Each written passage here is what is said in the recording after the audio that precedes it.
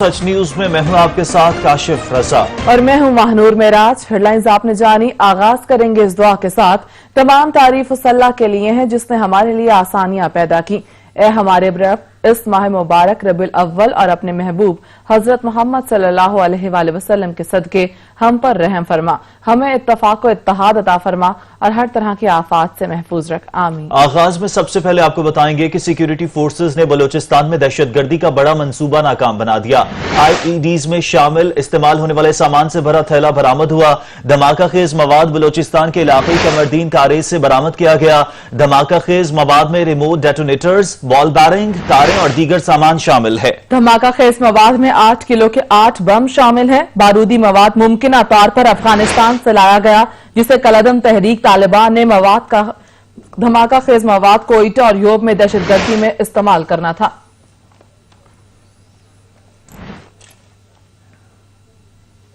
खैरपुर के कच्चे के इलाके में मुवज्जिना पुलिस मुकाबला। फायरिंग के तबादले में 6 डाकू हलाक। डाकुओं की बड़ी तादाद कच्चे में मौजूद है, जबकि इलाके का घेराव भी किया गया है और पुलिस की भारी नफरी भी तलब कर ली गई है। खैरपुर के कच्चे के इलाके में मुवज्जिना पुलिस मुकाबला। फायरिंग के तबादले में 6 डाकू हलाक हो गए। डाकुओं की बड़ी तादाद कच्चे में ताहाल मौजूद है। इलाके का घेराव और पुलिस की भारी नफरी तलब कर ली गई है।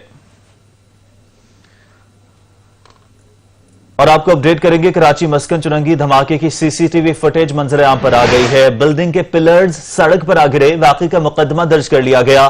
मुकदमे में कत्ल बिलसबब और नुकसान पहुंचाने की दफात शामिल की गई हैं।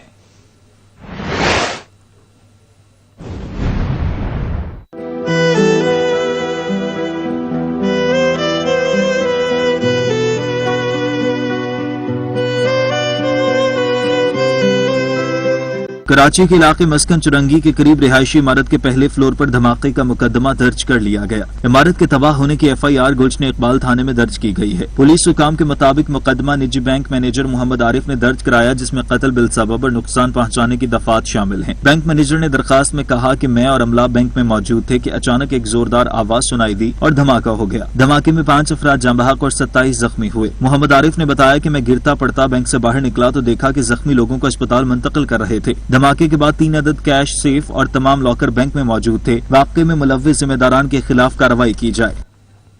कराची के इलाके गुलशन इकबाल मस्कन चुरंगी में धमाके से मुतासरा इमारत का मलबा उठाने का काम जारी है। इमारत को गिराने के लिए SBCA की टीम भी पहुंच गई है। मजीद बता रहे हैं अता हुसैन। जी अता।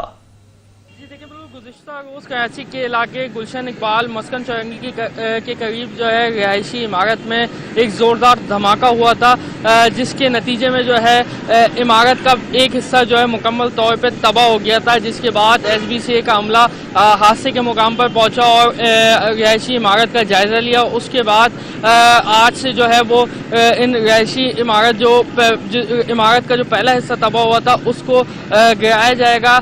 मैं इस वक्त हादसे के मुकाम पर ही मौजूद हूँ। अगर मेरा कैमरामैन यहाँ दिखा सके कि धमाके से जो है ये पूरा हिस्सा जो है तबाह हो गया था। तो ये पहले 2 फ्लोर इसके मुकम्मल तौर पे तबाह हुए थे, जिसके बाद तीसरे और चौथे फ्लोर को भी नुकसान पहुंचा था। तो तीसरे और चौथे फ्लोर पे रहने वाली जो फैमिली है उनसे ये खाली करा लिया गया है और एहतियात के तौर पे इसके बराबर वाले जो अपार्टमेंट हैं उनमें से भी 2 अपार्टमेंट जो हैं वो खाली करा लिए गए हैं। तो अब ये जो है चारों फ्लोर को जो है ये SBCA की जानिब से इसको गिराया जाएगा, क्योंकि ये मुकम्मल तौर पे तबाह हो गया था।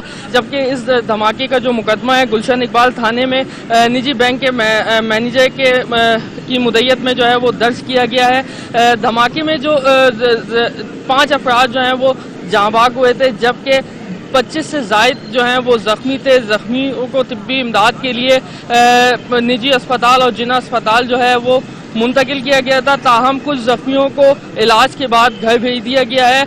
अभी भी कुछ जख्मी जो हैं वो तशवीशनाक हालत में जो हैं वो ज़ेर इलाज हैं। जी सही, बहुत शुक्रिया अता हुसैन। खबरें और भी होंगी एक ब्रेक के बाद, हमारे साथ रहिएगा। ब्रेक के बाद आपको बताएं कि मुस्लिम लीग नून के रहनुमा शाहिद खाकान अब्बासी इस्लामाबाद में मीडिया से गुफ्तगू कर रहे हैं कि इस सारे वाक़े की FIR भी IG साहब दर्ज कराने से कासिर हैं, क्योंकि ये किस तरह एक 22 ग्रेड का अफसर कहे जिसकी सूबे की पुलिस उसके मातहत हो, वो किस तरह ये कह सकता है कि मुझे अगवा कर लिया गया। اگر وہ اغوا کر لیا جاتا ہے تو پھر اس صوبے میں سنگین باتیں ہیں. یہ معمولی باتیں نہیں ہیں, یہ سیاست کی باتیں نہیں ہیں, یہ ان حالات کی باتیں ہیں جو آج ہمارے ملک میں رونما ہو رہے ہیں.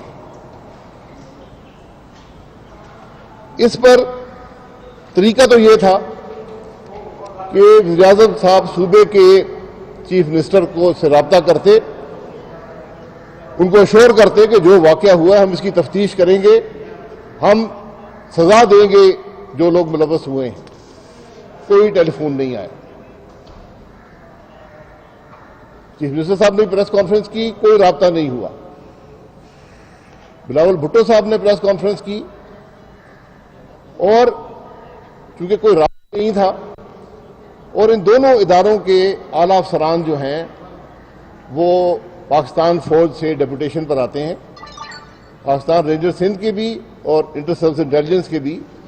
تو بلاول صاحب نے درخواست کی, کیونکہ وفاقی حکومت سے رابطہ نہیں تھا, چیف آف آرمی اسٹاف سے اور D G inter service intelligence سے کہ آپ اس معاملے کی تفتیش کریں.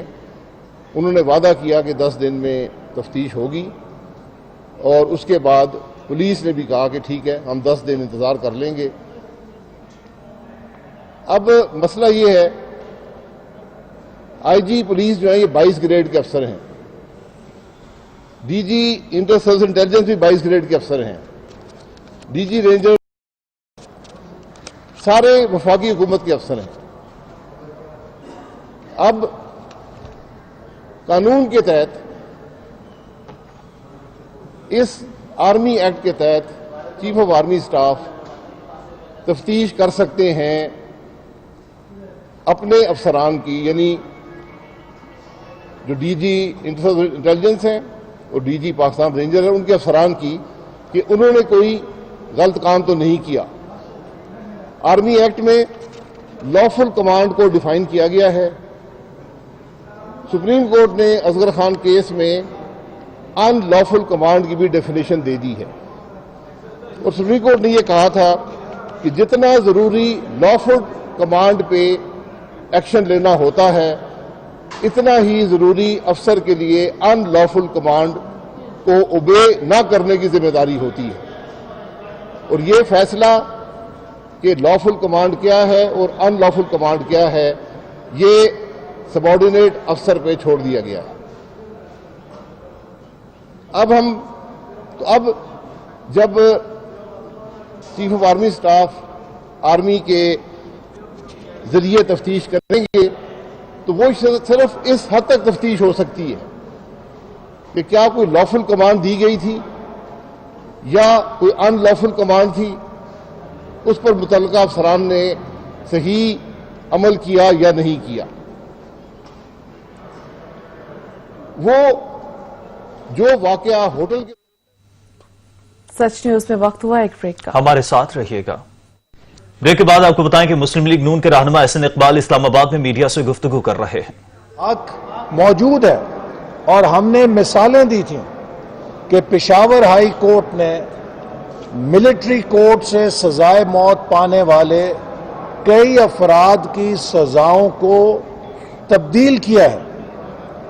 میں سوال یہ کرنا چاہتا ہوں کہ اگر یہ قانون موجود ہے تو پھر ایک کلبھوشن یادیو کے نام سے اس کے لیے ایک پرسن اسپیسیفک لا بنانا ان حالات میں کہ جب کشمیر کے اندر بھارتی سیکیورٹی فورسز نے آگ اور خون کا بازار گرم کر رکھا ہے, یہ کون سی قومی غیرت ہے, یہ کون سی قومی پالیسی ہے, یہ کون سا قومی مفاد ہے جس کا یہ تقاضا ہے کہ بھارتی جاسوس کے لیے عمران نیازی کی حکومت ایک سپر این آر او نکالے. یہ اس بات کا ثبوت ہے کہ انہوں نے کشمیر کا سودا کیا ہوا ہے. اگر کشمیر کا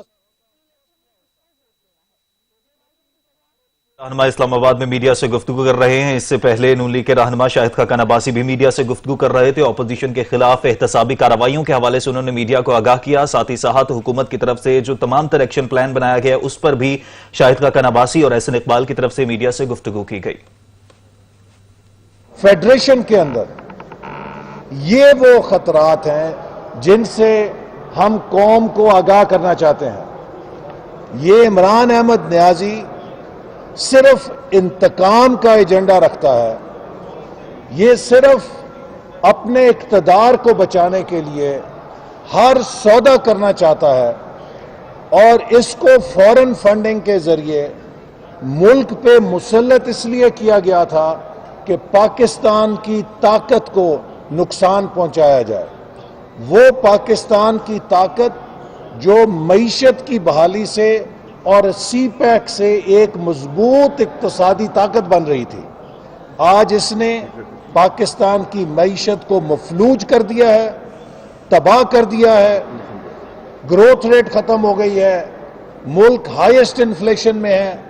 آج عام شہری، آج آپ خبریں سنیں، پاکستان کا سب سے بڑا مسئلہ کیا ہے؟ مہنگائی. دوسرا مسئلہ کیا ہے؟ مہنگائی. اور تیسرا بڑا مسئلہ کیا ہے؟ مہنگائی. لیکن عمران احمد نیازی کے لیے سب سے بڑا مسئلہ یہ ہے کہ یہ مسلم لیگ نون کی قیادت کے خلاف جھوٹے مقدمے کیسے قائم کر سکتا ہے. عمران نیازی کی پہلی میٹنگ بھی ان مقدموں کے حوالے سے ہوتی ہے اور دن کی آخری میٹنگ بھی ان مقدموں کے حوالے سے ہوتی ہے. اسے عوام سے، ان کے مفاد سے، مہنگائی سے، بے روزگاری سے، کشمیر کے مسئلے سے کوئی دلچسپی نہیں ہے. آج جیسے شاہد صاحب نے کہا کہ ہم یہ مقدمہ قوم کے سامنے رکھنا چاہتے ہیں کہ جہاں آئی جی کے اغوا کا مسئلہ ہے وہاں قوم کی بیٹی کے چادر اور چار دیواری کے تحفظ کا مسئلہ ہے. اگر اس چیز کو ایڈریس نہ کیا گیا تو کسی کی ماں، بہن، بیٹی کی حرمت محفوظ نہیں رہے گی. ہم اس چیز پر سچ نیوز میں یہاں وقت ہوا ہے ایک بریک کا. ہمارے ساتھ رہیے گا. بریک کے بعد آپ کو بتائیں بلوچستان میں تندور مالکان نے مطالبات کی عدم منظوری کے خلاف صوبے بھر میں غیر معینہ مدت تک ہڑتال شروع کر دی. نان بھائی کہتے ہیں آٹا مہنگا ہونے کے باعث موجودہ نرخ پر روٹی فروخت نہیں کر سکتے. مزید جان لیتے ہیں عبدالغنی کاکڑ سے. عبدالغنی کاکڑ، ہڑتال کے حوالے سے کیا اپڈیٹس ہیں آپ کے پاس؟ دیکھیں، بلوچستان میں 2 یوم قبل یہاں پہ کوئٹہ میں جو نان بھائیوں کی مقامی ایک یونین ہے ان کی جانب سے ایک پریس کانفرنس میں یہ اعلان کیا گیا تھا کہ 22 تاریخ تک ڈیڈ لائن دی گئی ہے صوبائی حکومت کو یہاں پہ کہ ان کے جو مطالبات ہیں وہ ان کو منظور کریں. بصورت دیگر انہوں نے یہ اعلان کیا کہ 22 تاریخ یعنی آج سے وہ مکمل طور پر غیر معینہ مدت تک ہڑتال کریں گے. تو یہ اسی کا ایک تسلسل ہے. میرے خیال میں ابھی تک حکومت کی جانب سے نان بھائیوں کے ساتھ مذاکرات کے حوالے سے کوئی پیش رفت سامنے نہیں آ سکی ہے. اسی لیے آج صوبے بھر میں تندور جو ہیں وہ بند ہیں اور تندوروں کی بندش کی وجہ سے متعلقہ جو لوگ ہیں ان کو کافی مشکلات کا سامنا کرنا پڑ رہا ہے. یہاں پہ جو تندور مالکان ہیں ان کا یہ مطالبہ ہے کہ روٹی کی جو قیمت ہے جو 20 روپے میں اس وقت شہر میں اور صوبے کے دیگر علاقوں میں یہاں پہ فروخت کی جا رہی ہے اس کی قیمت میں ان کے بقول اضافہ کیا جائے 10 روپے کی. اور کیونکہ اس وقت آٹے کی جو قیمتیں ہیں ان کے بقول بہت بڑھ گئی ہیں اور 100 کلو گرام آٹے کی ایک بوری کی قیمت اس وقت بلوچستان میں 7,000 روپے سے تجاوز کر گئی اس کی قیمت. اسی لیے ان کا یہ کہنا ہے کہ جب تک یہ نرخ نہیں بڑھائے جاتے ان کے مطالبات کے مطابق یہاں پہ یہ ہڑتال جو ہے یہ جاری رہے گی. نہ ہو سکا. انتظامیہ دکانداروں کو 860 روپے پر آٹے کا تھیلا فروخت کر رہی ہے جبکہ دکاندار مہنگے داموں آٹا فروخت کر رہے ہیں. مزید جانیں گے اویس محمود سے. جی اویس.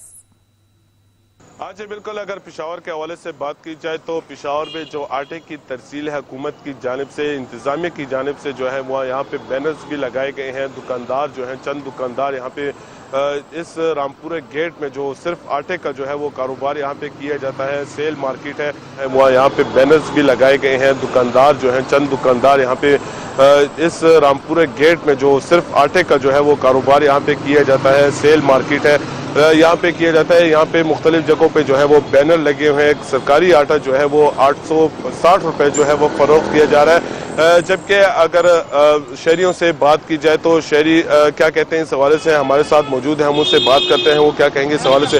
सर 860 रुपए का जो सरकारी आटा है वो फरोख्त किया जा रहा है, इस हवाले से आप क्या कहेंगे कि उसकी क्वालिटी कैसे है, क्या कहेंगे इस हवाले से? यार खाने के तो नहीं है, बिल्कुल सुर्ख आटा है और 860 रुपए का है, बस मजबूरी है खाते हैं, मतलब इतना ख़ास नहीं है।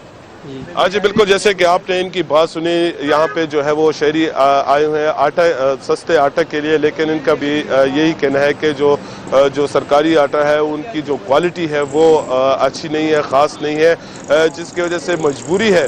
जो सफ़ेद आटा है वो तो महंगा है, 1400 रुपये तोड़ा हो चुका है, जिसकी वजह से वो लेने से कासिर है। और यहाँ पे जो सरकारी आटा है वो 860 रुपये। ठीक है अवैस महमूद, आप इस हवाले से अपडेट कर रहे थे, आपका बहुत शुक्रिया। अब तक के लिए इतना ही, कुछ ही देर में हाजिर होंगे हेडलाइंस के साथ। देखते रहिए सच।